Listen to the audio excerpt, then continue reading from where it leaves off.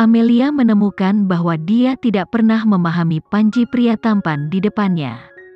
"Amelia, aku akan mengambilnya. Aku akan menunggumu di kota Makassar." Setelah berbicara, Panji berbalik dan pergi.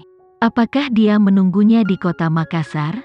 Dia adalah salah satu dari 4 raksasa di Yogyakarta. Dia menunggunya di kota Makassar? Sepertinya banyak orang menunggunya di kota Makassar, dan sepertinya selalu ada sesuatu yang memanggilnya di sana. Amelia memiliki perasaan ini pada awalnya, tetapi sekarang panggilan Panji membuat perasaan ini lebih jelas dan lebih kuat. Amelia berbalik ke samping dan melihat punggung Panji. Tetesan air hujan mulai turun, dan dia terlihat sangat tampan dan dingin dalam balutan warna hitam. Tetesan hujan jatuh dari permukaan payung, dan mereka bahkan tidak memercik padanya, menambahkan sedikit misteri dan warna. Siapa Panji ini? Apakah dia benar-benar patuh pada ibunya?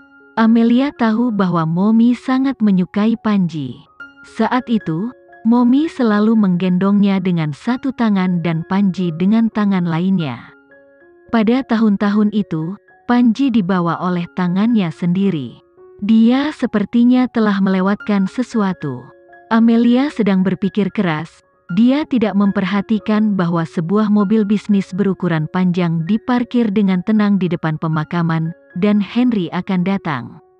Henry sedang duduk di kursi belakang. Dia telah keluar dari rumah sakit. Hari ini, dia mengenakan kemeja dan dasi putih, rompi bisnis di luar, dan jas hitam di luar. Dia baru saja keluar dari rapat tingkat tinggi perusahaan.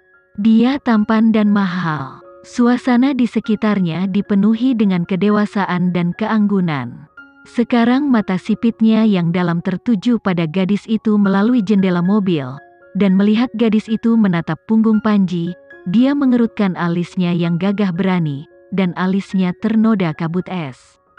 Yeri di kursi pengemudi sudah merasakan aura dingin tiba-tiba di tubuh pria itu. Akhir-akhir ini, Henry tidak mengalami pasang surut emosi, tetapi dia terlalu tanpa ekspresi dan selalu mengungkapkan lapisan tipis keterasingan. Seluruh perusahaan tertekan, dan suasananya tidak berani keluar.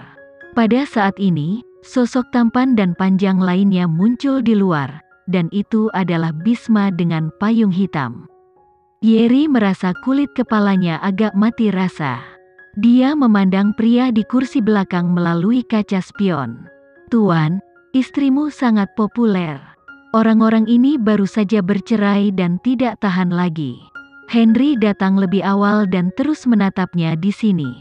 Dia tahu dia sedih, tetapi dia tidak bisa mendekati atau menghiburnya. Kemudian dia melihat Panji datang, dan sekarang Bisma juga datang. Henry mengangkat kepalanya dan menatap wajah Yeri dengan mata tajam seperti elang. Oh, Yeri tersangkut di tenggorokannya dan tidak bisa keluar. Dia merasakan hawa dingin di lehernya, dan ekspresi cemburu di mata tuan itu mengerikan. Kembali, Henry mengangkat gelas tipisnya dan berkata, dia tidak bisa tinggal di sini lagi. Dia takut dia tidak bisa mengendalikan dirinya sendiri. Ya, Tuan. Di depan batu nisan, Bisma menabur bunga di tangannya ke batu nisan, lalu melihat ke arah Amelia dan berkata, "Amelia, apa rencanamu selanjutnya?" "Saya akan pergi dari sini dalam 2 hari dan kembali ke ibu kota." "Apakah kau akan pergi?" "Yah, aku hanya punya 1 tahun, sekarang waktunya telah tiba. Aku tidak bisa pergi terlalu lama, dan ibuku mendesakku untuk kembali. Amelia, kamu ikut denganku." Henry pernah berkata bahwa dia datang ke Yogyakarta untuk mencarinya tahun ini, tetapi Amelia menurunkan tubuh langsingnya dan tidak bisa menjawabnya. "Saya akan membereskan barang-barang di sini, dan saya akan segera pergi ke ibu kota Makassar." "Betulkah?" Mata hitam dingin Bisma meluap dengan kegembiraan yang samar. "Namun, aku masih pergi sendiri, jadi akademisi Mahendra, perjalananmu aman." Bisma tersenyum lembut dan berkata, "Oke, Amelia, sampai jumpa di Makassar." Henry kembali ke kamar tidur. Dia melepas jas hitamnya dan melemparkannya ke sofa. Kemudian dia menuangkan tubuhnya yang tinggi ke tempat tidur empuk, menutup matanya dengan lelah, dan mengangkat jari-jarinya yang berbeda dan menarik diri dari leher. Dia menyandarkan kepalanya di atas bantal seputih salju. Bantal ini miliknya, dan aroma manis yang ditinggalkannya bisa tercium di atasnya. Dia merasa bahwa dia sudah lama tidak melihatnya, dan pikirannya dipenuhi oleh penampilannya yang lembut di tengah hujan yang tenang dengan pakaian hitam. Selama ini, dia kehilangan banyak berat badan. Jari-jari rampingnya menyentuh sprei dan tiba-tiba terasa ada yang licin. Dia tidak mengambil apapun, termasuk piyama sutra sampahnya ini. Henry memejamkan mata dan menyeret kain sutra di ujung jarinya. Ini tidak terasa nyata, rasanya seperti mimpi. Pada saat ini, Henry merasakan sebuah tangan kecil terulur dan dengan lembut membelai rompi bisnis di tubuhnya. Henry tiba-tiba membuka matanya dan menggenggam tangan kecil itu. Itu bukanlah mimpi, tapi seseorang benar-benar memasuki kamarnya. Ada seorang gadis aneh di dekat tempat tidur. Melihat usia 20-an, dia adalah orang yang murni dan polos yang disukainya. Matanya yang gelap sangat mirip dengan Amelia. Dia ketakutan dan panik saat ditangkap olehnya. Henry bertanya dengan tajam, "Apakah kamu mengerti aturannya? Siapa yang membiarkanmu masuk?" Seorang pelayan kecil berani naik ke tempat tidur tuannya. Green Garden belum pernah melihat pelayan seperti itu sebelumnya. Saat ini pintu kamar tidur didorong terbuka, dan Nyonya Mahendra masuk. "Henry, jangan mempersulit dia, saya biarkan dia masuk." Kulit Henry sangat buruk, dan alisnya yang tampan mengerutkan kening. Selama dia memikirkan tangan pelayan kecil itu merangkak di atas pakaiannya, dia ingin lari ke kamar mandi. "Nenek," Nyonya Mahendra melirik pelayan kecil itu, "kamu turun dulu." "Iya." Pelayan kecil itu lari ketakutan. Pintu kamar tidur ditutup, dan Nyonya Mahendra melihat ekspresi sedih Henry dan dengan cepat berkata, "Henry, nenek tidak bisa menahannya. Meskipun kamu keluar dari rumah sakit, kamu tidak mengatakan apa-apa tentang tubuhmu. Saya hanya menemukan seseorang yang menggodamu." Pelayan kecil itu baru saja terlihat seperti Amelia. "Nenek tahu bahwa kamu masih memiliki Amelia di hatimu." Mata Nyonya Mahendra tertuju pada ranjang besar yang empuk, di mana rok tali ikat sutra sampahnya masih tergeletak di sana. Henry merasa sedikit malu. Dia tidak bisa menyembunyikan pikirannya dari wanita tua itu. Dia dengan cepat menarik selimut untuk menutupi rok tali selempang. Dia berkata tidak senang, "Nenek, jangan menganggapnya sebagai contoh." Oke. Nyonya Mahendra menepuk hatinya. Untungnya, dia lolos, tapi dia berkedip dan bertanya dengan suara rendah, "Henry, kalau begitu kamu harus memberitahu nenek, apa yang kamu lakukan sekarang?" Pertanyaan wanita tua itu terlalu lugas, dan Henry menghindari pertanyaan. "Saya tidak mengerti apakah itu berhasil." "Oh Henry, kamu masih berpura-pura suci di depan nenek.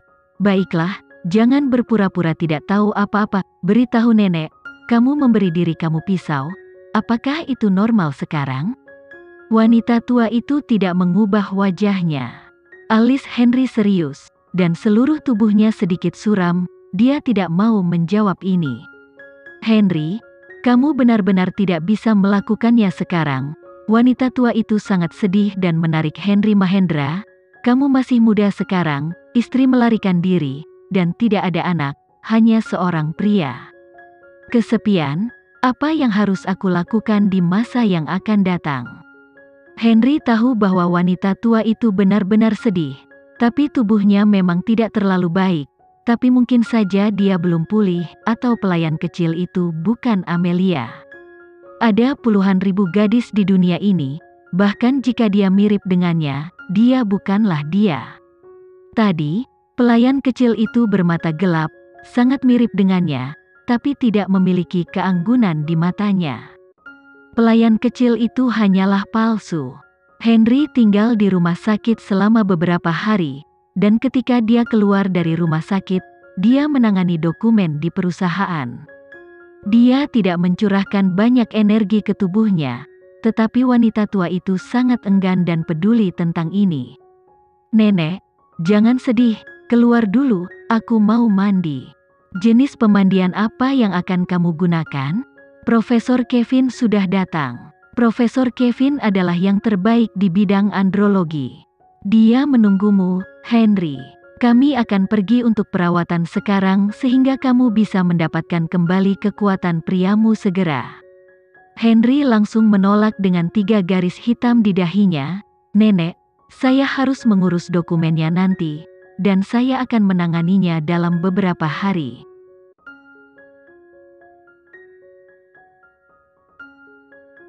Sekian dulu ya video kali ini, kita lanjutkan lagi videonya di lain waktu. Oh iya, bagaimana menurut kalian? Semoga bisa sedikit menghibur kalian semua. Untuk teman-teman yang baru nonton, jangan lupa subscribe ya, hehehe. Dan kalau teman-teman ada yang ingin gabung langganan, bisa langsung gabung saja untuk dapat fitur yang menarik dan sedikit membantu Mimin. Terima kasih banyak sudah menonton, sampai jumpa lagi, bye.